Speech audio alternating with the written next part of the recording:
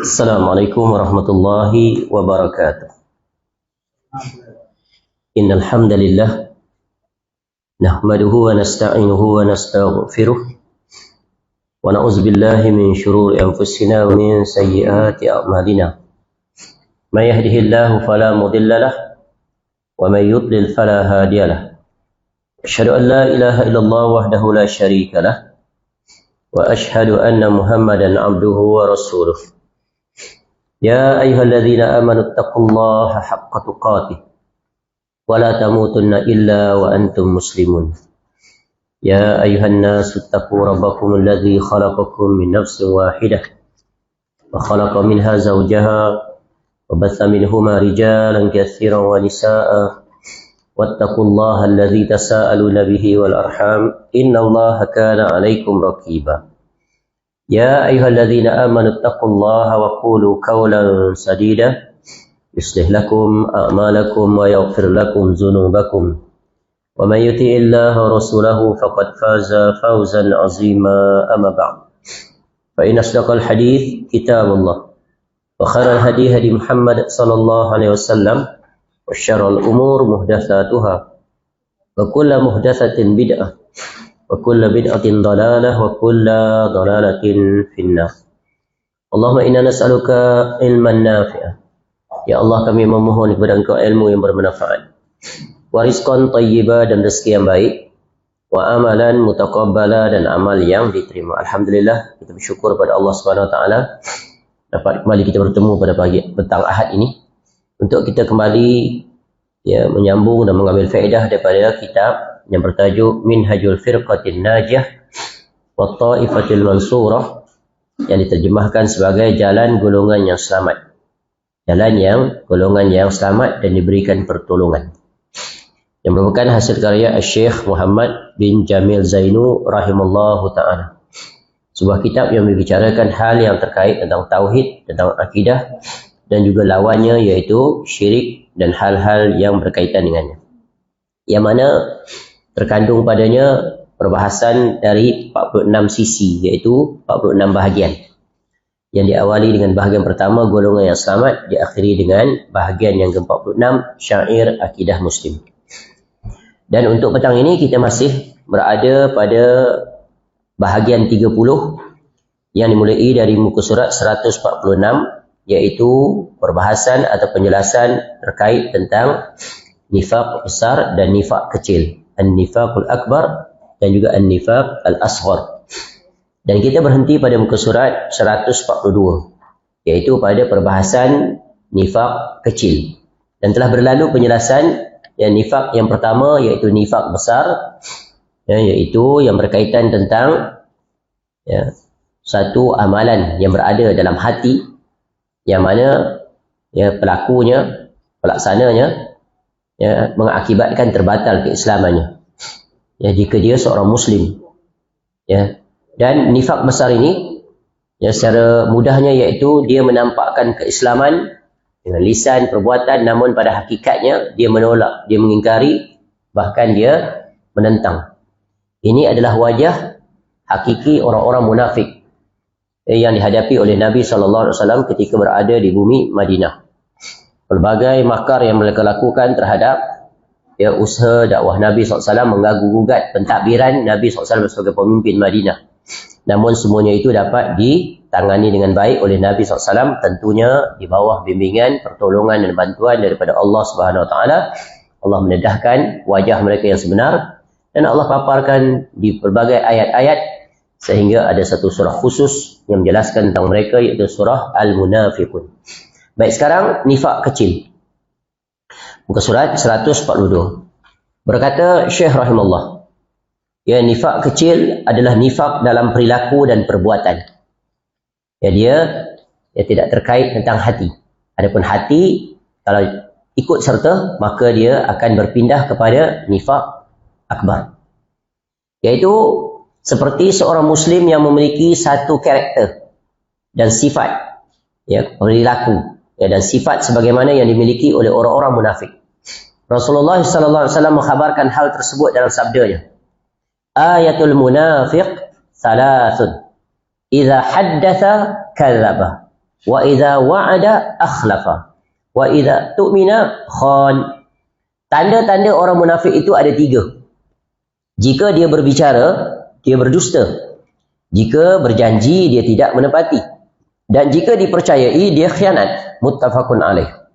Kemudian dalam hadis yang lain, arba'un man kunna fihi kana munafiqan khalisan, wa man kanat fihi khaslatun minhunna kanat fihi khaslatun minan nifaq hatta yada'aha.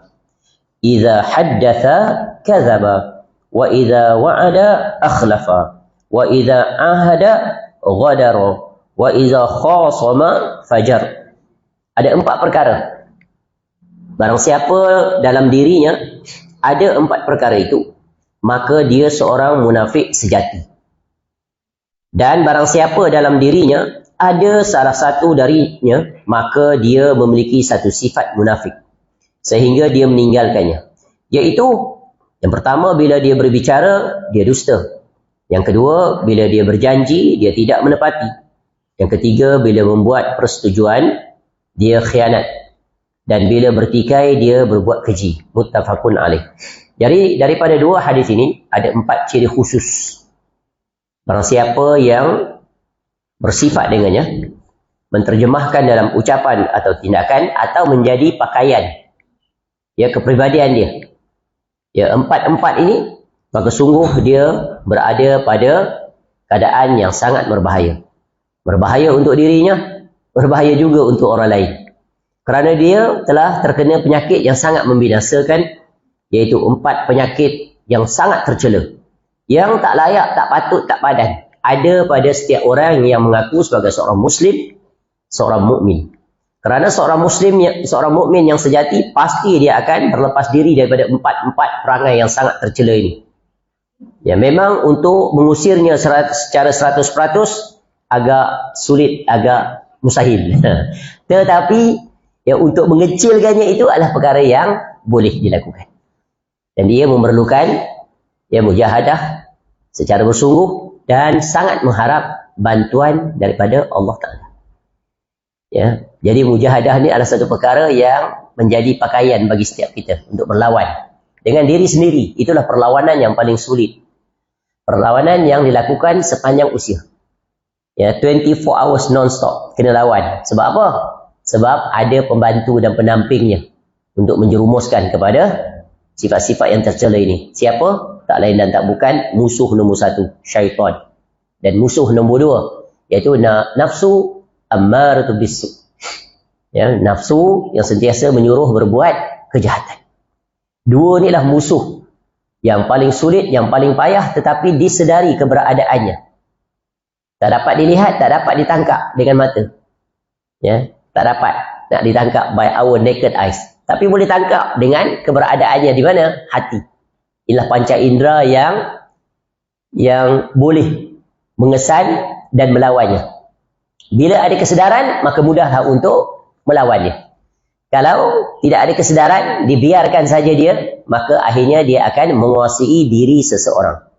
Jadi sebab itu, ya, senjata untuk melawan keempat penyakit yang sangat berbahaya ini, iaitu dimulai dengan ilmu, ya, kemudian disusuli dengan keimanan, kemudian disusuli dengan kebergantungan sepenuhnya kepada Allah. Mohon kepada Allah agar Allah usir, bersihkan kita daripada memiliki sifat yang sangat tercela. Tengok sifat itu. Yang pertama, bercakap tapi berdusta. Orang tua-tua kita ada hadis khusus tentang ini.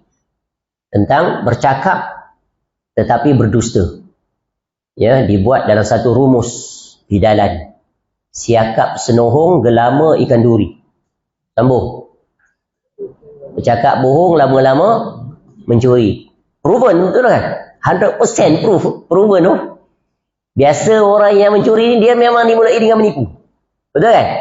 Dia pandai menipu dokumen, dia macam-macam benda dia tipu untuk meraih apa yang dia inginkan. Tu. Ya. Jadi ia berkaitan dengan lisan.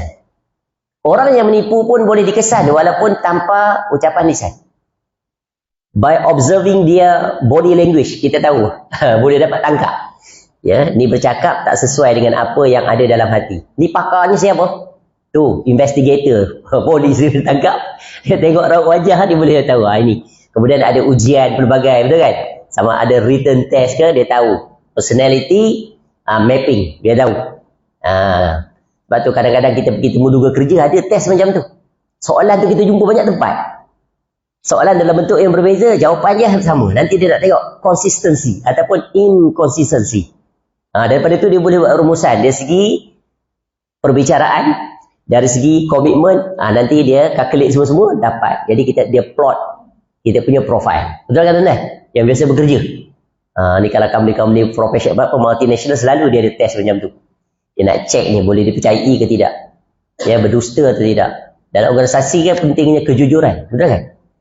Jadi ini kriteria yang sangat penting. Ya, berbicara, dia berdusta. Dia sama. Dalam bentuk dokumentasi, bertulis. Pun di situ ada terselit kedustaan. Macam buat agreement rumah, agreement kereta, macam-macam agreement. Ya, kalau tak baca agreement pula dalam bahasa Inggeris. Ya, masuk kursus hari pertama dah bagi dah. Diedar suruh diisi. Ya, kemudian di antara satu sama lain suruh jadi saksi dan guarantor. Kawan tu tak pandai langsung bahasa Inggeris. Tulis dia, catat tanda-tanda, tengok at the end mengikat dirinya. Ada clause yang terbuka. Ya, akhirnya terperangkap kawan tu. Ni banyak penipuan di zaman ini menerusi cara ini. Ya. Jadi banyak sekali orang yang berdusta di zaman ini. Ya, pelopornya di antara contoh ada orang profesionnya adalah profesion berdusta. Apa contohnya? Scammer kan? Very good, very expert. Kita terhinopsis dengan bicara dia. Akhirnya terperangkap. Sampai tak dapat perasan langsung. Akaun yang dia bagi tu bukan akaun nama Lembaga Hasil Dalam Negeri. Tapi nama tak siapa, betul kan? Boleh pergi dia ke ATM tu, cocok keluar duit habis. Ya, ataupun transfer. Lepas tu baru sedar. Inilah dia. Ya, sebab itu berdusta ni adalah salah satu dosa yang sangat besar. Ya, sebab tu Nabi SAW sebut, tengok di antara bencana sebelum datang Dajjal. Dajjal tu salah ciri dia berdusta kan? Ciri khas dia punya trademark tu berdusta. Tapi sebelum dia, Nabi SAW kata, aku lebih khawatir daripada Dajjal itu. Iaitu akan datang Dajjalun Kazzabun. Title sama. Dia menipu. Menipu dalam urusan apa ni? Yang Nabi SAW sifatkan ini datang. Menipu dalam urusan apa ni? Dunia ke agama? Agama. Iaitu datang rasul-rasul palsu. Dia declare diri dia rasul. Ya. Ketika Nabi SAW masih hidup menjadi rasul, dia dah declare dah, the first person. Kalau masuk dalam senarai Guinness Book of Record, nama dia. Tak tahulah didaftarkan atau tidak. Siapa? Musailamah Al-Kazzab. Nama pun Al-Kazzab. Lepas itu itulah Al-Ansi dan sebagainya. Ya, tu sezaman. Pada hari ini lagi banyaklah para pendusta dalam pelbagai urusan. Berdusta yang paling besar sekali, ya, yang paling sangat berbahaya adalah berdusta atas nama agama. Ya, berdusta atas nama Allah, berdusta atas nama Nabi SAW. Sebab itu Nabi SAW beri peringatan. Very strong reminder. Man kazaba alayya muta'ammidan falyatabawwa maq'adahu minan nar. Barang yang siapa berdusta atas nama aku, ya, maka persiapkanlah dirinya untuk memasuki neraka. Dia kata ni amalan ni sekian daripada Nabi. Dia dapat langsung daripada Nabi. Dia mimpi, yaqazah, bagai-bagai. Padahal pendustaan. Ya, maka dia sedang mempersiapkan dirinya untuk dihumbankan ke dalam neraka. Yang kedua, berjanji. Berjanji tapi tak menepati. Ya, sebab itu di antara perkara yang Allah akan tanya kita di negeri akhirat nanti adalah tentang amanah. Janji ya, kita janji dengan Allah. Sebelum kita turun ke dunia ni, kita ada buat perjanjian tak dengan Allah? Ada kan? Perjanjian. Allah hadapkan kita semua.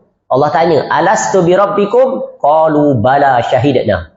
Itu perjanjian. Tapi bila sampai ke dunia, sebahagian besar daripadanya menyelisihi perjanjian tersebut, tak menepati. Mereka kufur kepada Allah. Mereka langgar perintah-perintah Allah. Dan pelbagai lagi perkara-perkara yang mereka lakukan yang berlawanan dengan janji mereka kepada Allah. Ya, jadi kita, ya, setiap orang akan diminta bertanggungjawab terhadap perjanjiannya dengan Allah Ta'ala. Ya, jadi jadilah orang yang sentiasa berusaha untuk menepati janji. Kita berjanji kepada Allah untuk menjadi hamba-Nya. Ya, kita berjanji ya sebagai umat Nabi SAW untuk mentaatinya. Tetapi adakah kita menepatinya? Dan begitu jugalah kita berjanji dalam pelbagai urusan, ya, berjanji untuk bertemu pada pukul sekian di mana dan di mana, tiba-tiba tak menepati janji. Ini paling payah. Always after time. Ya, meeting pukul 9 kau tunggu, aku on the way. 10 tak sampai lagi. Kalau dia beritahu tak apa. Kawan itu tunggu-tunggulah, banyak kerja tergendala. Ya, rupa-rupanya minta maaf lah tak dapat datang. Nah, pukul 10 baru beritahu. Meetingnya pukul 9. Kita, itulah dia. Ya, nak jaga masa ni, siapa yang dapat jaga masa, memang dia orang yang very, very special. Orang yang highly disciplined. Ya, sebab tu Allah datangkan suratul Asr. Allah mulakan wal Asr, demi masa. Ya. Seluruh manusia tu dalam kerugian. Rugi nampak? Illa, kecuali 4. 4. Ya. Sehingga Imam Syafi'i rahimahullah mengeluarkan satu statement tentang surah ini. Lau ma anzalallahu hujjatan ala khalqihi illa hazihi surah lakafatu. Jika Allah Ta'ala tidak menurunkan seluruh Al-Quran, 114 surah itu, 113 nanti ada. Hanya satu ni ya surah ni. Dia saya kata cukup bagi kamu. Cukup dari sisi apa? Untuk keselamatan. Maknanya orang yang menjaga waktu, jaga masa. Ya, very, very particular about time. Dia sangat menghargai waktu. Dia pandai atur waktunya. Ya, dia pandai manage masa yang ada pada dia. Pada dia, masa itu sangat tak ternilai. We cannot pay. Ya, dengan apa pun tak boleh bayar, betul kan? Ini nikmat kita ni. Dah tua, masih hidup. Walaupun sakit pinggang, sakit lutut. Tapi still alive. Boleh lagi berbuat sesuatu. Berbeza dengan orang yang telah mati. Hanya tinggal harapan.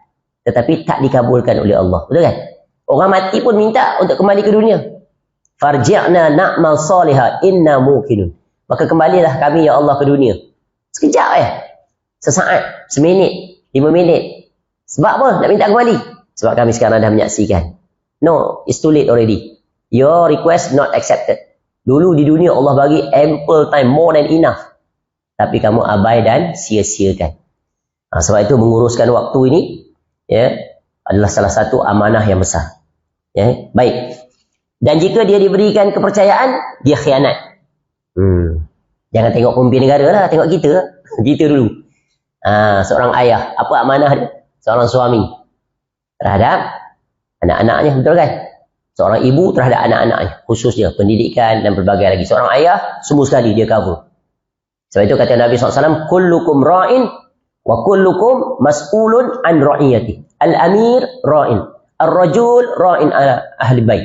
Dan seterusnya. Wa kullukum ra'in. Ya. Jadi Nabi SAW menyebutkan, semua kamu ni, ya, bertanggungjawab terhadap orang yang di bawah tanggungjawab kamu. Semua kamu ada pengembala. Dan setiap pengembala bertanggungjawab terhadap gembalaannya. Seorang raja, seorang pemimpin yang teratas dalam negara, presidenkah dia, Perdana Menteri kah dia bertanggungjawab terhadap seluruh rakyat. Nanti dia berdiri di hadapan Allah, membawa tanggungjawab terhadap 30 juta rakyat Malaysia. Each individu tu dia tanggungjawab. Nak jawab macam mana?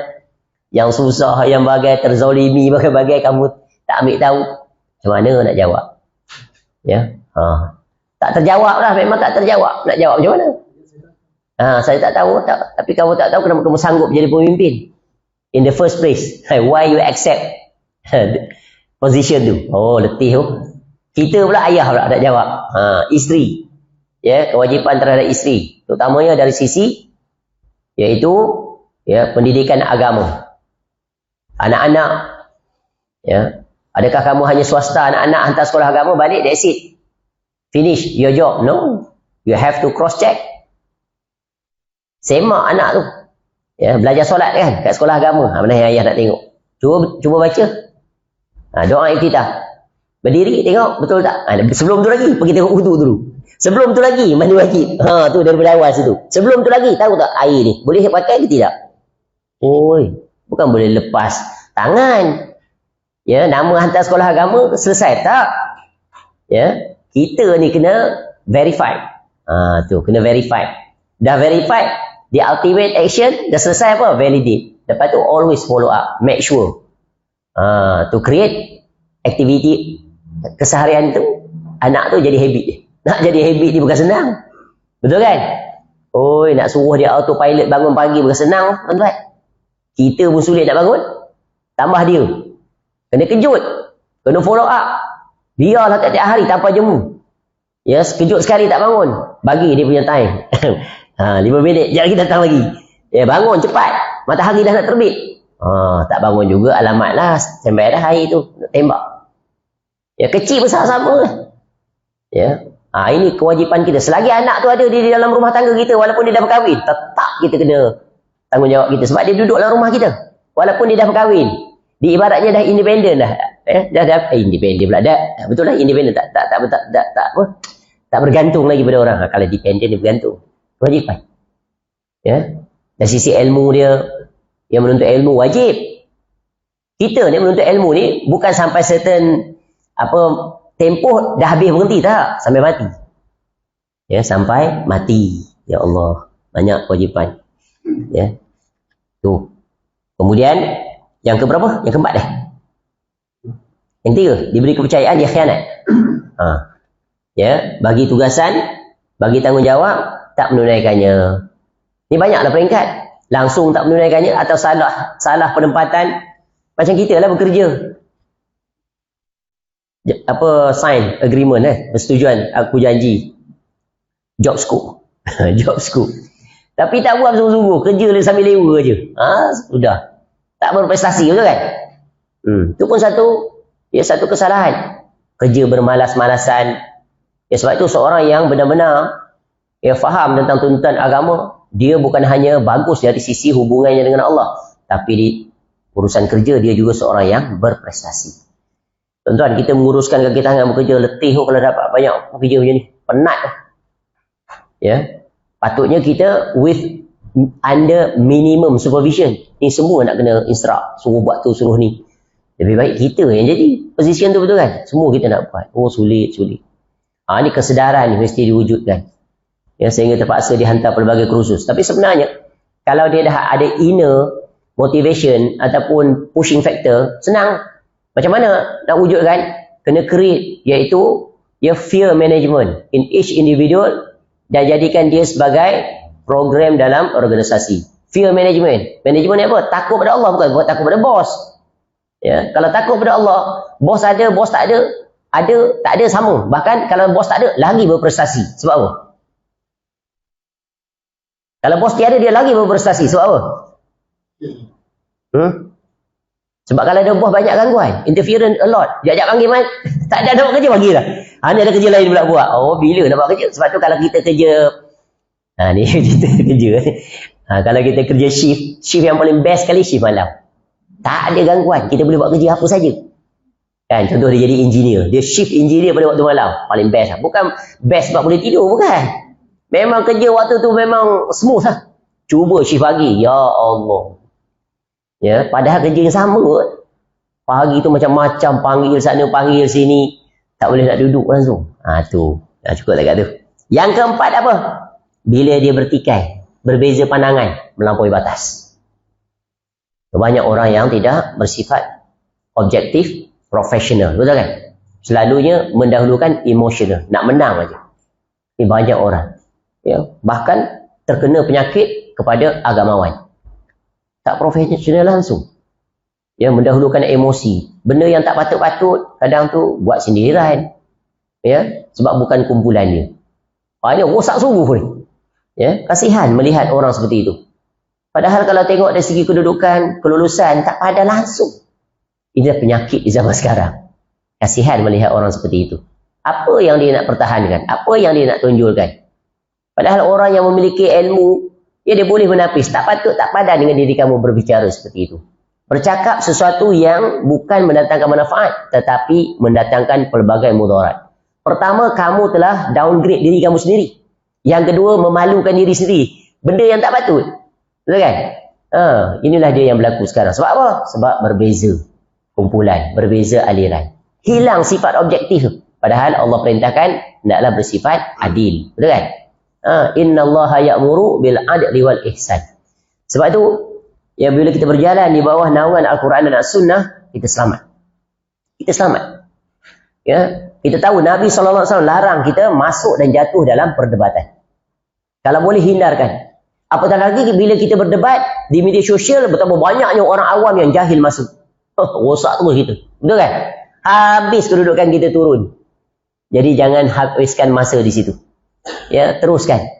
Ini banyak orang yang jatuh dalam perkara yang menguras waktunya yang tidak sedikit, bahkan menyebabkan hatinya menjadi keras. Akhirnya keluarlah perkataan-perkataan yang tak layak dan tak patut. Banyak istilah yang tak patut. Ya. Konon dia kata dia ikut Quran dan Sunnah di atas pemahaman para salafus soleh, tapi akhlaknya buruk. Mengungkapkan perkataan-perkataan yang tak sepatutnya, persis sama seperti orang yang dia katakan. Ya, gunakan lakab ataupun gelaran yang tak patut. Tak payah sebut di sini ya. Ya. Tak patut nak sebut. Ya, be professional. Allah perintahkan kita kan. Bila kita berbeza dalam pandangan, apa kata Allah? Wajadilhum billati hiya ahsan. Berjidal, boleh berjidal, berbahas, tetapi dengan cara yang terbaik. Sebagaimana cara Nabi SAW berdebat. Nabi SAW tak pernah menghina peribadi itu kan. Dalam berdebat dengan ahli kitab ke, Yahudi, Nasara, ya, dengan orang-orang kafir musyrikin, Nabi SAW guna cara yang berdasarkan wahyu. Terangkan, adapun hidayah itu milik Allah. Yang penting sampaikan agar sampai kepada telinganya, sampai kepada hatinya. Dengan cara yang tak emosional, cara yang profesional, tutur bicara, pilihan kalimat-kalimat yang sangat memberikan kesan yang terbaik. Ini tak guna bahasa umpatan, menyindir, menghina, mengolok-olok. Tak patut tu. Inilah dia. Masalah dari sisi apa? Dari sisi akhlak. Missing dia kat sini. Ilmu, super. Ya, bahas bab akidah memang nombor satu lah. Bahas bab sunnah nombor satu dia. Tapi bahas bab akhlak, hilang. Out. Jadi macam mana? Orang ni, siapa pun dia. Orang jahatkah dia, orang baikkah dia. Perkara yang paling immediate results, tak perlu tunggu masa yang lama, adalah apa? Akhlak, betul kan? Tu by first impression dia tengok kita. Dia terus tertarik. Ucapan kita, tindakan kita. Ini dia. Tengok, jangan jadi seperti orang munafik. Kasar sikapnya. Jahat mulutnya. Dan paling parah, khianat. Ketika ikut dalam medan pertempuran, di setiap pertempuran itu yang mereka hadiri, mereka pasti di tengahnya akan mendatangkan pelbagai provokasi yang nak menjatuhkan motivasi para sahabat sehingga mereka menarik diri dari peperangan.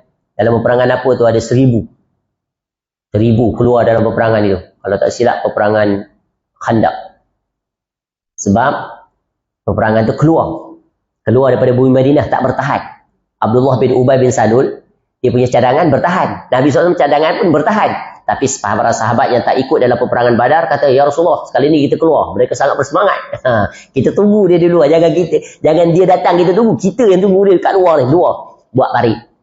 Lalu dalam perjalanan sampai Abdullah bin Ubay bin Salul tarik geng-geng dia 300 daripada 1,000, 3,700. Bayang nak lawan yang datang tu kalau tak silap 3,000. 700 lawan 3,000 tu. Dah lah kena buat longgang tu, parit. Sampai ketika itu Nabi SAW, para sahabat yang sedang menggali parit itu mengadu pada Nabi SAW. Kami lapar ya Rasulullah. Lapar, tak ada makanan. Bekerja dalam keadaan tak ada makanan. Bayang kan? Tak ada tenaga. Lalu mereka angkat baju mereka. Nampak diikat batu. Nak tahan ni. Supaya perut tu macam orang angkat berat kan? Diikat kan? Tu. Nak tahan perut ni.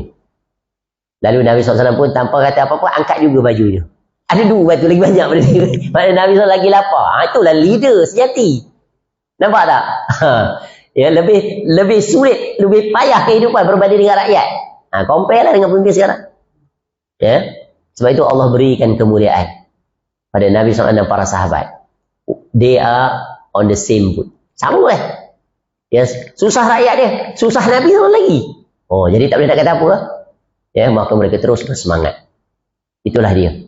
Islam mengajar pemimpin dan yang dipimpin berjalan bersama-sama. Susah sama, senang pun sama.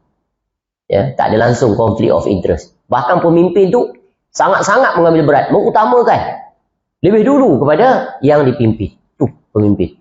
Sebab itu Allah sifatkan Nabi SAW ni pada surah At-Taubah ayat 128. Sebelum ayat yang terakhir 129. Ada 3 ciri khas Nabi SAW. Laqad ja'akum rasulun min anfusikum azizun 'alaihi ma anittum harisun 'alaikum bil mu'minina raufur rahim. 3. Ya, sangat merasa kesian, belas kepada penderitaan yang dihadapi oleh orang-orang yang beriman. Para sahabat Nabi kesian, sedih.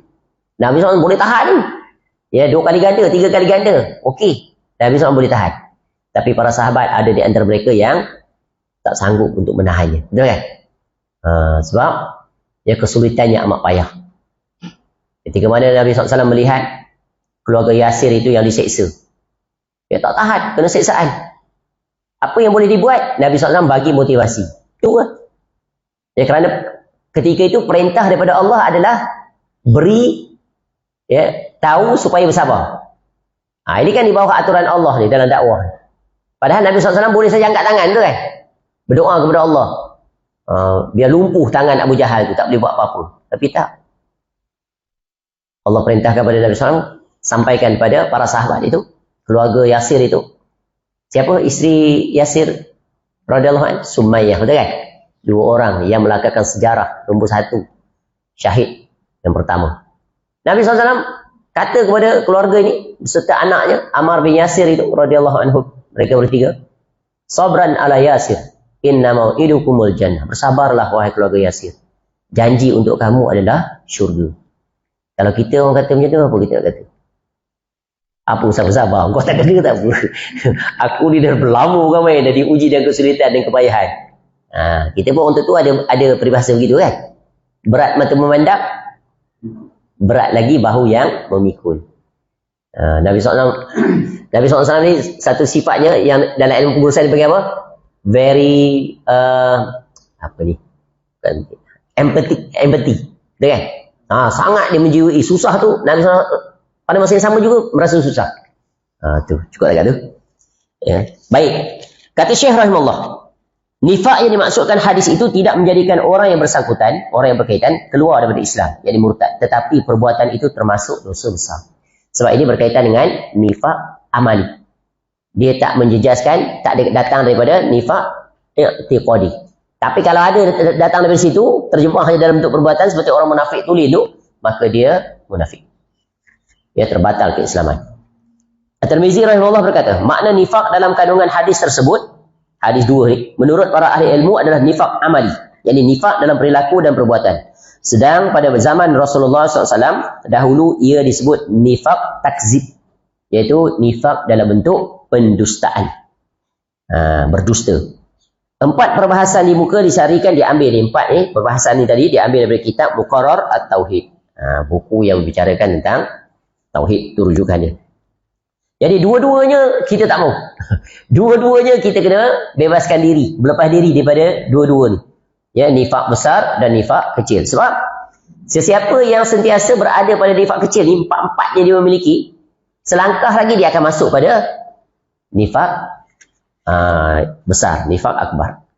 Ya, jadi sebab itulah kita hendaknya berdoa kepada Allah agar Allah jauhkan kita daripada penyakit nifak yang sangat membinasakan ini. Baik, selesai ya tentang perbahasan berkaitan dengan nifak besar dan nifak kecil, iaitu berkaitan dengan sifat munafik. Ya, baik. Bahagian yang ke-31. Surat 144, tajuk baru. Iaitu tajuk yang berkaitan tentang kekasih Allah dan kekasih syaitan.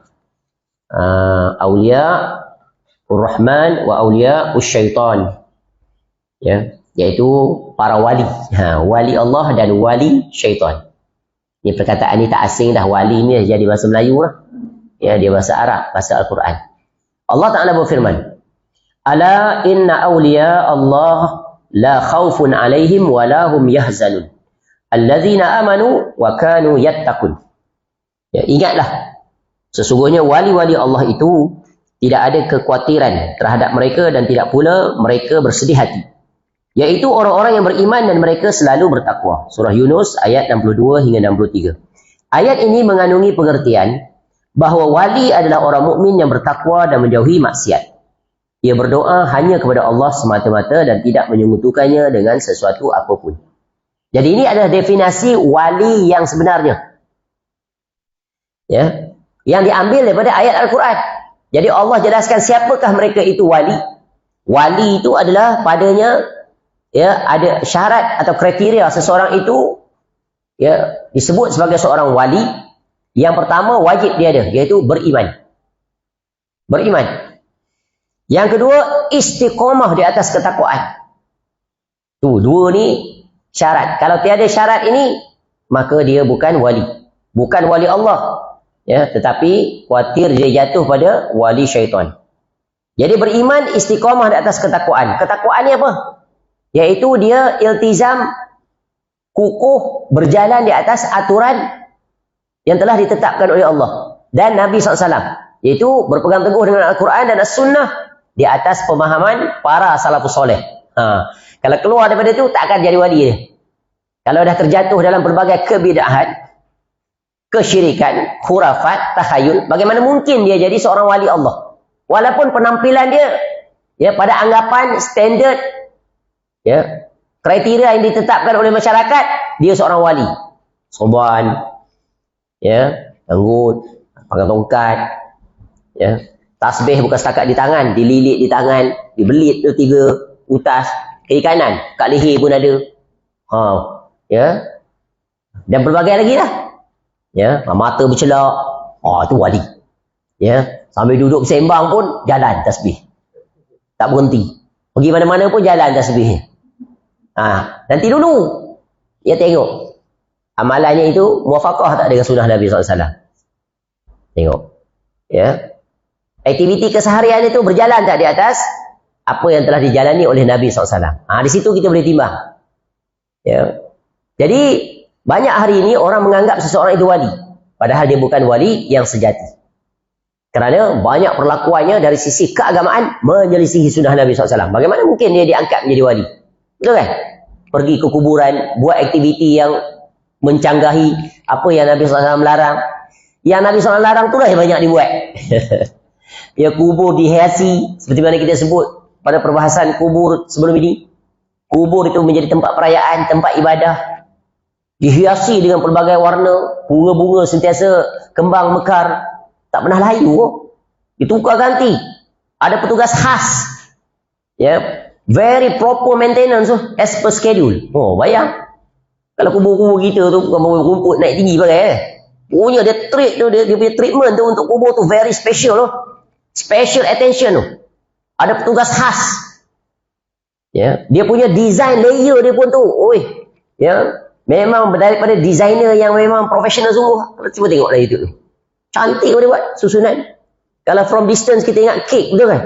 Sedang mengerumuni kek. Pernah tengok tak? Perempuan, pernah tengok? Tak pernah? Cuba tengok YouTube, tulis itu. YouTube tulis kubur Yun. Tengok. Tengoklah kubur dah. Ya Rabbi. Kubur orang kafir pun kalah. Dari sisi in term of maintenance. Proper sungguh dia. Ya, Masya Allah. Padahal kuburan itu tempat, ya, tempat menunjukkan betapa sederhananya. Dah mati kan? Apa nak dimewahkan lagi? Itulah dia, dilanggar. Macam mana jadi wali macam tu? Ya, lain yang diperintahkan, lain yang dia buat. Tak mungkin. Sebab tu kata ulama, ulama salaf, seseorang tak mungkin menjadi wali kalau dia menyelisihi Nabi SAW. Tak mungkin. Kalau dia jadi wali, dianggap oleh manusia wali, mereka sebenarnya wali syaitan. Sebab mereka mengikuti telunjuk syaitan. Telunjuk Nabi SAW tak nak ikut. Itu contoh. Minta ya kepada makhluk yang tak mampu untuk melaksanakan. Dan pelbagai lagi lah. Ya. Bahkan banyak ritual yang mereka buat tu. Ya Allah. Ya, berzikir, berpompang, bergendang. Ya, dalam keadaan menari. Dan pelbagai lagi. Banyaknya pada hari ini. Ya. Ramainya orang yang jatuh. Dan beruntunglah orang yang selamat. Beruntung. Ya, kuburan ni dia sangat sederhana. Nabi SAW perintahkan kita ziarah kubur untuk mengambil pengajaran. Untuk kita buat persiapan. Untuk kita muhasabah diri. Tunggu. Bila kita balik itu bertambah dekat kita dengan Allah. Ya, inilah dia reality. Sebab itu kena faham. Ini kelompok yang benarkah atau kelompok yang batil? Mereka adalah wali Allah kah ataupun sebaliknya? Jadi ayat ini menjelaskan kriterianya beriman, istiqamah di atas ketakwaan. Apa makna ketakwaan? Sebagaimana yang pernah saya sebut sebelum ni, yaitu anta'mala bi ta'atillah ala nuri minallah. Tarju sawab Allah.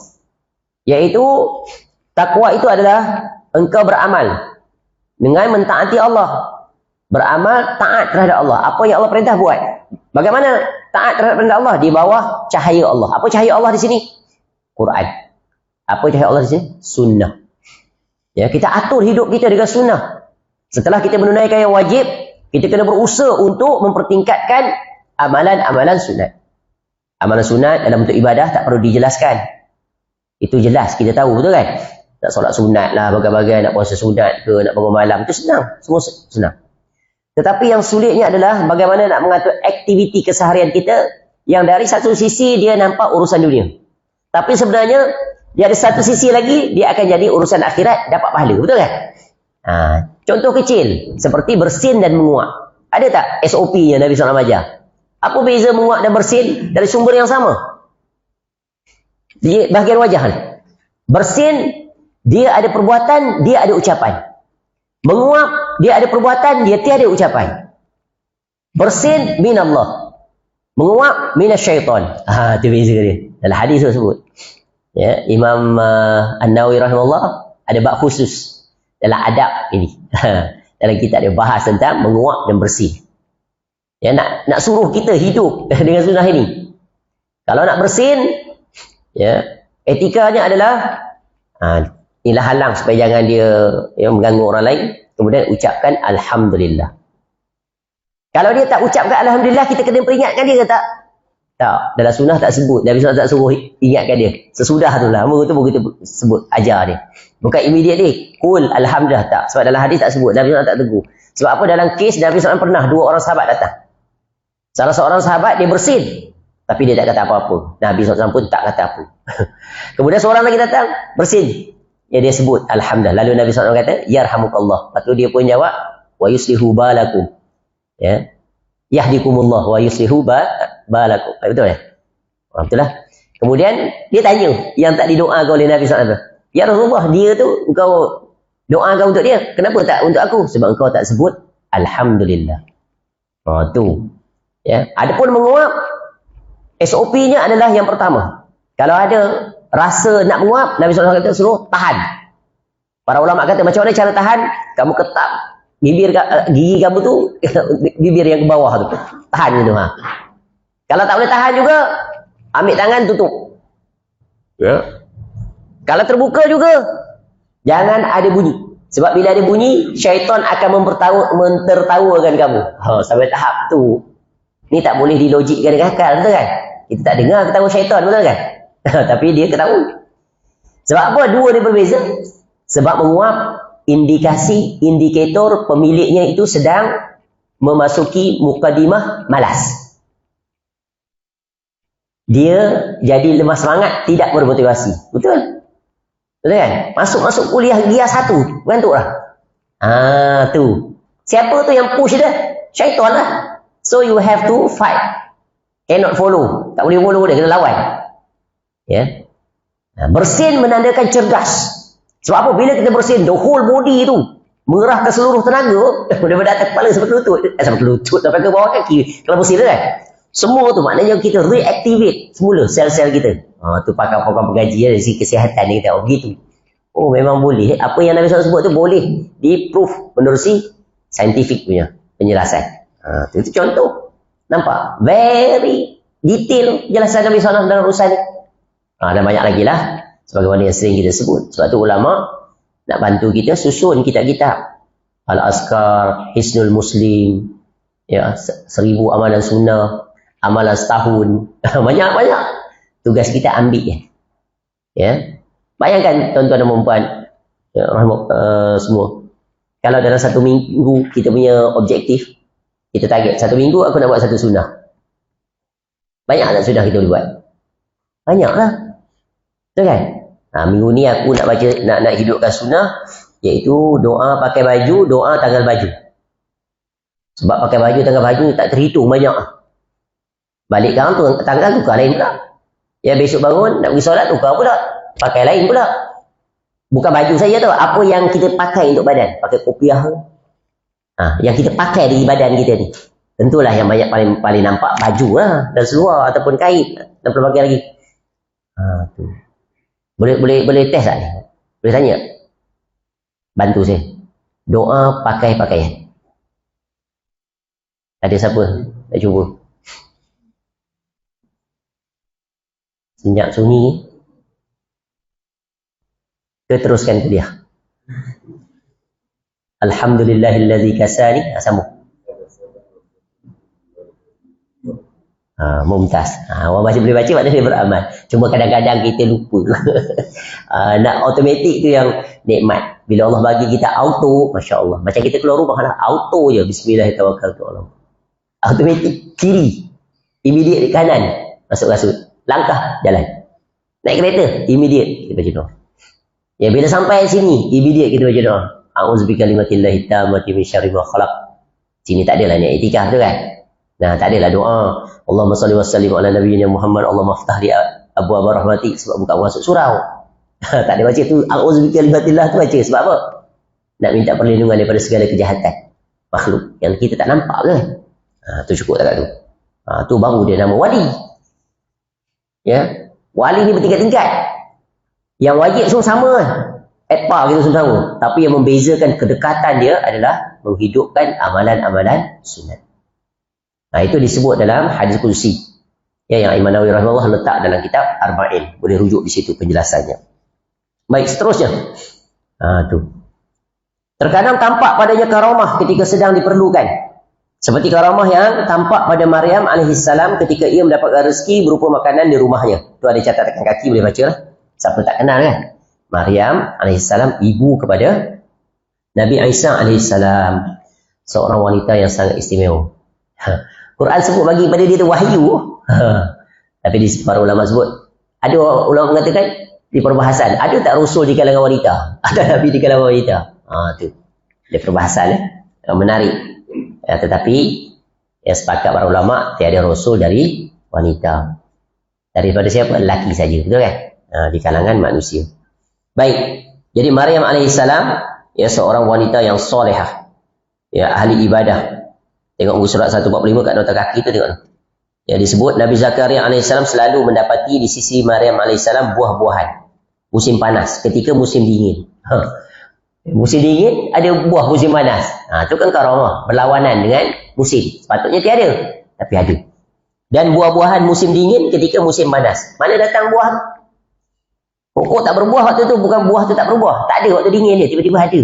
Buah yang musim panas waktu itu. Ini karamah. Allah berikan kepada hambanya yang beriman dan bertakwa, istiqamah. Dekat dia dengan hubungan dengan Allah Ta'ala. Baik. Jadi biasa kita masyarakat faham karamah ni keistimewaan yang ada pada seseorang individu tu yang mana bila terzohirkan mencari adat. Tu wali. Ya, bukan itu sebenarnya, tak semesti.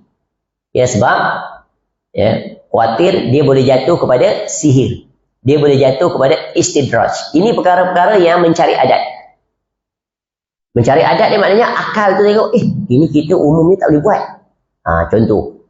Dia duduk seorang-seorang katakan duduk di Belanda. Teringin nak makan durian lah. Tiba-tiba orang ketuk pintu, buah durian sampai. Mana datang lah. Contoh. Ya. Jadi para ulama ketika membahaskan tentang perkara yang mencari adat ini ada beberapa kategori. Satu yang paling tertinggi apa dia? Mukjizat. Seperti tongkat Nabi Musa alaihissalam. Seperti Nabi SAW terbelah bulan. Ya. Yang kedua, ini dia panggil karamah untuk orang-orang yang masuk dalam kategori wali Allah. Yang ketiga adalah ma'unah. Untuk orang yang beriman, Allah datangkan pertolongan. Orang soleh. Accident kereta remuk bagai. Tengok-tengok dia steady je. Calar pun tidak. Hidup je. Ingat mati ya. Contoh. Ya, banyak kan ma'unah kan? Bukan pergerakan ma'unah tu. Ingat ada peristiwa tu? Daripada Batu Belah. Dekat sangat. Ma'unah ni macam contoh apa lain? Macam kereta kan, near miss accident. Dia duduk tepi jalan, lori tempat zoom sikit je lagi dia. Allah selamatkan dia. Itu tiga. Yang keempat adalah sihir. Yang kelima adalah istidraj. Dua-dua ni wali syaitan ni. Jadi dua. Yang tiga ni wali Rahman ataupun wali Allah. Allah berikan pertolongan dan bantuan. Sebab itu Kalau kita nak dapat pertolongan dan bantuan daripada Allah dalam keadaan terutamanya yang di luar jangka, unexpected, sebab tu Nabi SAW ajar kita, keluar rumah baca Bismillahirrahmanirrahim. Allah akan datangkan malaikat untuk jaga kita. Malaikat Al-Hafazah. Jaga kita. Sehingga syaitan pun tak boleh datang pada kita ketika itu. Sepanjang. Dia dapat 3 perkara daripada zikir yang dibaca. Sehingga syaitan kata sama mereka, jomlah kita tak boleh buat apa daripada dia. Sebab well protected. Itu adalah hadis disebut, hadis sahih. Masuk rumah pun ada bacaan. Pun ada kaitan dengan tawakal. Keluar rumah, ya kenapa kaki kiri? Kenapa masuk rumah kanan? Kenapa tak keluar tadi kanan? Pernah tanya? Pertamanya jawapan tentunya Allah yang perintah. Begitu tu kan? Tapi boleh dilogikkan.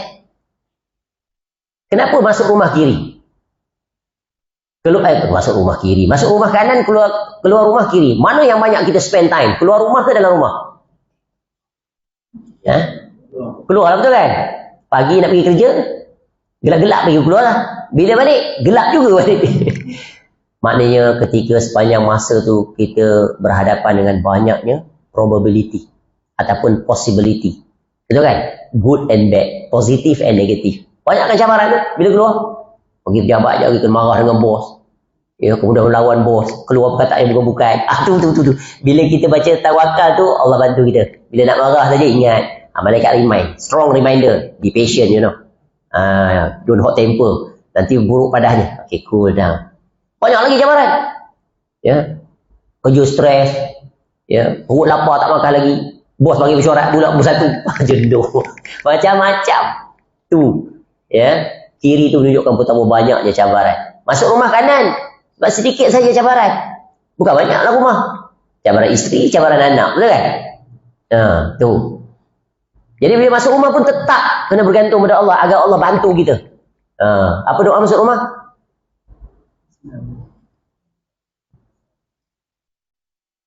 Masuk rumah sejak sunyi juga. Ada rumah ke tidak ni? Bismillahirrahmanirrahim. Wa bismillahirrahmanirrahim. Wa 'alallahi rabbina tawakkalna. Tawakkalna macam tu. Kan? Sebab dalam rumah pun banyak juga perkara yang boleh berlaku di luar dugaan. Ada orang masuk bilik air jatuh mati. Ada orang masuk bilik air jatuh, patah kaki, lumpuh, stroke forever. Macam-macam tu kan. Tengok Allah nak jaga kita sepanjang, ada cara dia. Tu ikutlah SOP tu. Dan kiaskanlah, tak terhitung banyak ni. Kita nak keluar musafir. Ada doa untuk tuan rumah. Ada doa untuk orang yang kita tinggalkan. Dan orang yang ditinggalkan tu, ada ucapan dia pula untuk orang yang keluar tu. Apa doa? Contoh, puan nak keluar rumah nak pergi musafir. Nak kata apa pada ahli rumah? Astagfirullah. Pernah baca ke tak? Blackout juga. Tu selalu musafir yang kita kan? Kalau kerja outstation tu. Ataupun balik kampung. Tu, mak ayah niat, ayah nak balik kampung lah besok. Jaga rumah dia dulu. Mesti ada ucapan dia pada dia. Tu ada. Ya. Dan musafir ni banyak tau SOP dia. Banyak. Dia keluar rumah, kemudian dalam perjalanan, tengok musibah, apa nak kata? Kalau ditimpa musibah, apa nak kata? Ini boleh anggap sebagai mandatory. Sebab memang kita akan hadapi situasi itu. Diuji dengan jam, mulalah mulut dia. Ya, menyesal lah pun tak ikut Waze tadi. Lupa buka lah pula.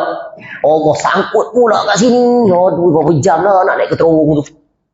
Allah kereta panas pula enjin. Macam-macam berapa? Itulah dia. Wali Allah ni orang yang sentiasa dia diatur dengan aturan yang telah ditetapkan oleh Allah. Dia berusaha. Tu barulah wali yang sejati.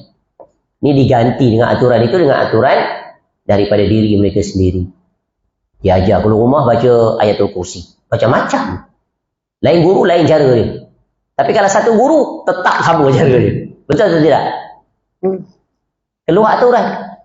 Saya bagi contoh macam orang sekarang mengamalkan suratul Mulk itu lepas isyak tu kan. Macam-macam cara di pelbagai tempat. Ada tu bagi salam dia terus baca suratul Mulk. Habis zikir-zikir lepas solat tu tak baca. Ada yang baca sampai takat ayatul kursi. Kemudian sambung dengan suratul Mulk. Subhanallah, alhamdulillah, Allah tak dibaca. Tapi yang peliknya doa tu dibaca panjang macam ni. Tu nampak. Inilah keajaiban. Sebab itu amalan ini jangan disandarkan kepada majoriti manusia buat, bukan. Jangan disandarkan walaupun yang buat itu di masjid. Tak. Itu bukan ukuran kebenaran. Ini senang tak nak sebut perkara ini di zaman ini. Sulit. Cuba sebut sekali kat surah masjid. This is the first and the last, you are immediately terminated. Kadang tak sebut pun. Ya. Tak bagi reminder langsung waktu kuliah. Tanya kita tanya. Minta maaf lah Ustaz. Ya. Kuliah Ustaz tak disambung. Masya Allah. Sampai tahap tu. Punya besarnya tu. Padahal kita tegur ni. Betul lah. Betul kan? Baru sekarang muncul. Dulu mana ada? Dulu mana ada? Di pondok-pondok pun tak dibuat je. Tiba-tiba. Sebab itu di zaman sekarang orang membuka pintu ini seluas-luasnya. Sehingga banyak lagi inovasi. Bila saya sebut begini di satu surau, dia kata, Ustaz, sekarang ni saya pergi satu tempat tu. Tiap-tiap hari lepas subuh, baca surah Al-Kahfi. Ui, lagi power. Ingatkan pagi Jumaat je. Tu, tiap-tiap waktu pagi. Ada satu surau tu saya pergi. Masjid lah, bukan di sini. Di luar negeri ni. Oh, lagi kreatif. Dia baca 10 ayat pertama Al-Kahfi, 10 ayat terakhir Al-Kahfi. Dia buat itu. Apa dia panggil? Pamphlet, leaflet, apa benda tu. Ya Allah. Ingatkan surah Al-Mulk je. Padahal, ini kan dia menetapkan sesuatu yang tak ditetapkan oleh Nabi. Dia menyempitkan, dia meletakkan cara, tempat, waktu. Nampak? Cara, tempat, waktu. Padahal Nabi SAW open. Masing-masing. Dia bukan wajib. Ada orang, dia nak tidur baru dia baca kan? Tapi yang anehnya, yang kesiannya baca tapi tak faham. Itu lagi parah. Cuba dia tadabbur ayat satu-satu. Besar faedah. Inilah dia. Penyimpangan yang akhirnya dianggap sebagai satu ibadah. Barang siapa yang menyelisihi tak buat akan dipandang berada pada sudut yang sangat bersalah. Ketika dia dah kita tak ambil kan? Tengok semacam. Tentu jangan pergi ambil pula pas ke sebelah. Walaupun tuan-tuan tak baca.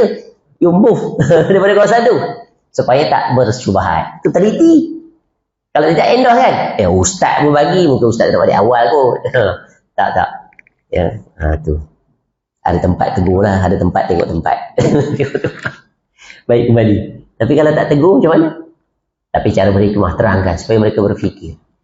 Tapi orang awam dia sangat terpengaruh dengan situasi itu kan, amalan masyarakat. Dan semua buat, takkan salah.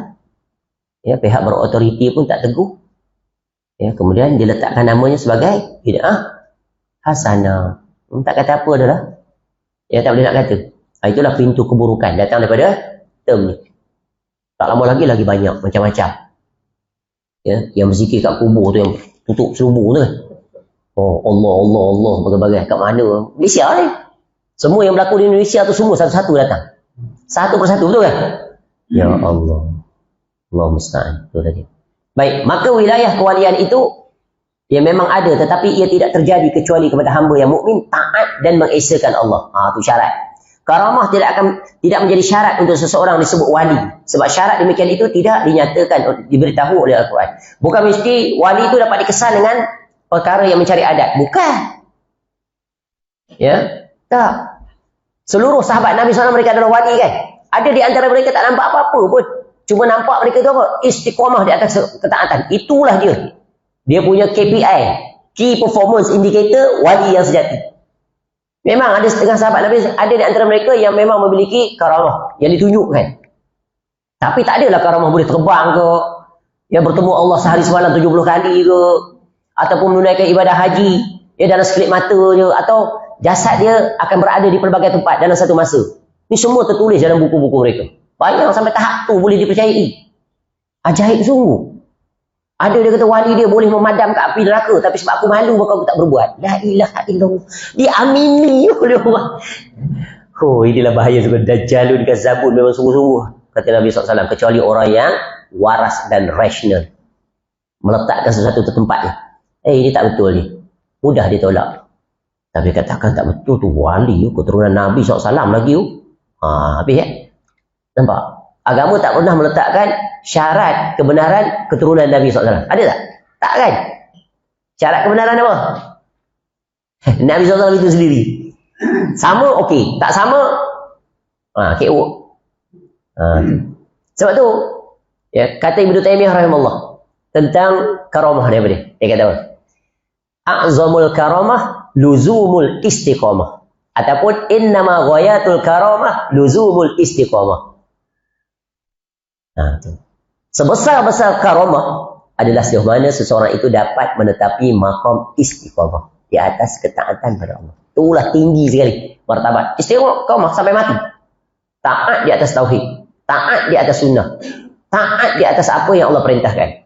Berbuat dan meninggalkan, dia berusaha untuk approaching near to the perfection. Nak perfection memang sulit lah, tapi dia akan berusaha bergerak dengan mempelbagaikan pelbagai amalan-amalan soleh. Bukan karamah boleh terbang ke berbagai. Jadi karamah seorang hidup tu dia istiqamah. Karamah dia sesudah mati yang paling besar apa? Kalau dia sudah mati, iaitu mewariskan ilmu yang bermanfaat. Itulah para ulama, betul kan? Dia matilah, tapi karamah dia dapat dikesan kemuliaannya. Apa dia? Ilmu yang dia warisi melalui kitab-kitabnya yang sangat bermanfaat. Itulah dia. Ya, pahala jariah yang dapat berterusan. Ini dua benda ni jadikan dia sebagai key performance indicator, penanda aras dia. Ya, jangan takjub sebab banyak orang boleh buat pelbagai sihir, magic dan sebagainya, betul kan? Penipuan banyak. Ya. Dalam kitab-kitab ditulis contoh bagaimana Ibnu Taimiyah rahimahullah kita berhadapan dengan pemuka tarikat Rifaiyah pada zaman ni. Dia di antara karamah geng-geng dia tu, ya, boleh masuk dalam api tanpa terbakar. Pasang api, masuk, tak terbakar. Ya, tengok kalau orang-orang kafir kan, karamah mereka, kalau nak diletak di situ, dia cocok sini, cocok sana, tak jadi apa pun dia. Betul kan? Keluar lepas tu normal je, betul kan? Nampak? Jadi Ibnu Taimiyah rahimahullah cabar mereka itu. Tarikat Rifaiyah kalau tak. Rifaiyah ke apa? Ya betul lah, kalau silap. Dia kata, aku cabar kamu. Mari kita sama-sama masuk dalam api. Tapi kamu jangan lumur badan kamu dengan benda minyak-minyak. Sebab dia ada benda repellent, fire repellent. Satu yang boleh tak terbakar, tak berani, takut. Tapi Ibnu Taimiyah rahimahullah kerana bertawakal pada Allah, sama-sama kita masuk. Tak berani. Itu pembuktian. Sekarang ni banyak dari YouTube tu tunjuk boleh buat itu, boleh buat ini, magic itu, magic ini, betul kan? Pakai kopiah, pakai serban, bagai-bagai. Tapi semuanya penipuan. Dia berapa banyak trik mereka itu telah dibongkar. Tapi banyak pengikut, ramai. Atas title apa? Uskun. Betul kan? Ustaz dukun.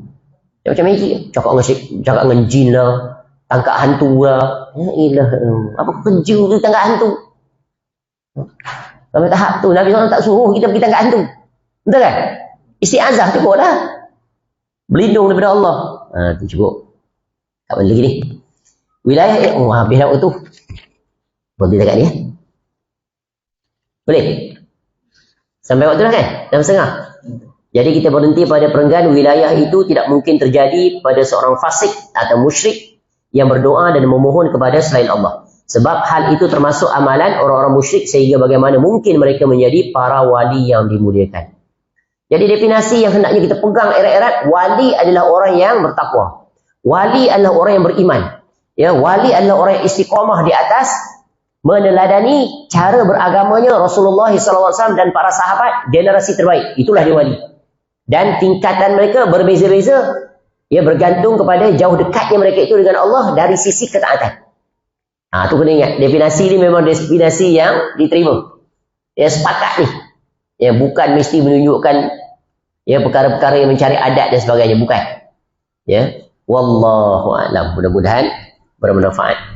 Ya, semoga Allah menjaga kita agar tetap istiqamah di atas apa-apa yang telah diwariskan kepada kita oleh Rasulullah SAW. Berpegang teguhlah. Walaupun orang kata amal tak banyak, zikir tak sampai puluh-puluh ribu, juta-juta. Tapi kita beramal sesuai dengan apa yang dicontohkan oleh Rasulullah SAW. Sebab Rasulullah SAW adalah sebaik-baik teladan yang hendaknya kita berjalan dengannya. Wallahu a'lam. Semoga bermanfaat. Subhanakallahumma wa bihamdika asyhadu an la ilaha illa anta astaghfiruka wa atubu ilaik. Wa sallallahu ala nabiyyina Muhammad wa ala alihi wa sahbihi wasallam. Wa akhiru da'wana alhamdulillahi rabbil alamin. Assalamualaikum warahmatullahi wabarakatuh.